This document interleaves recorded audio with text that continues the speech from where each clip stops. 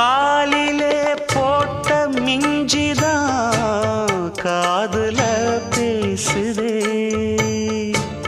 கழுத்துல போட்ட தாலிதான் காவியம் பாடுதே. நெத்தி சுட்டியாடும் உச்சந்தலையில் பொட்டு வச்சதாறு நான் தானே. அத்தி மரப்பூவும் அச்சப்படுமா அக்கத்தோணையாறு நீதானே. ஆசை பேச்சில் பாதி மூச்சில் லேசாதேகம் சூடேற